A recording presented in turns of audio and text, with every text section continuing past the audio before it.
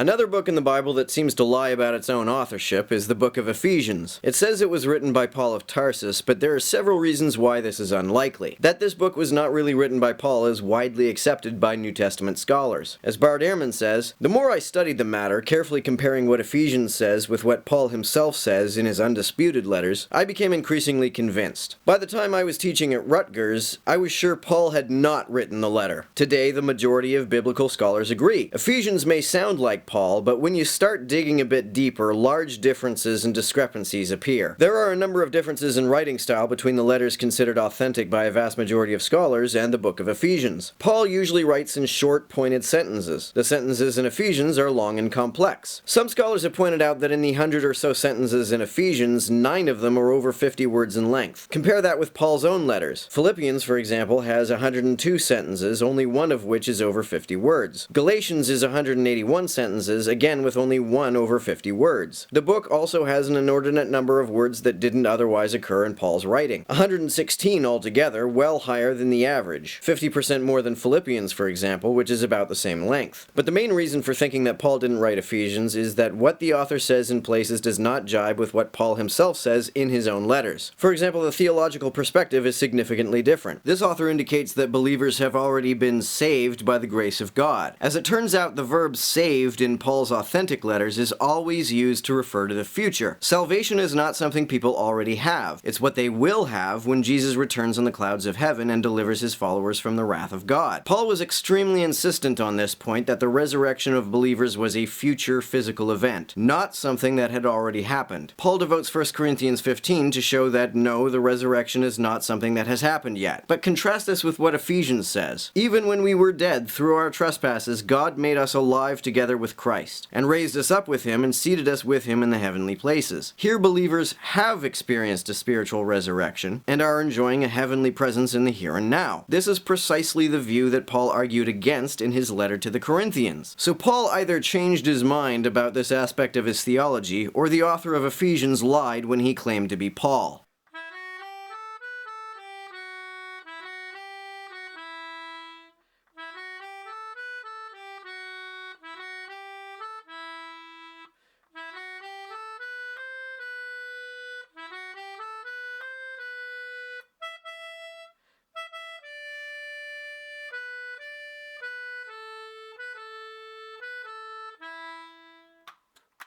Thanks again to everybody helping me out on Patreon.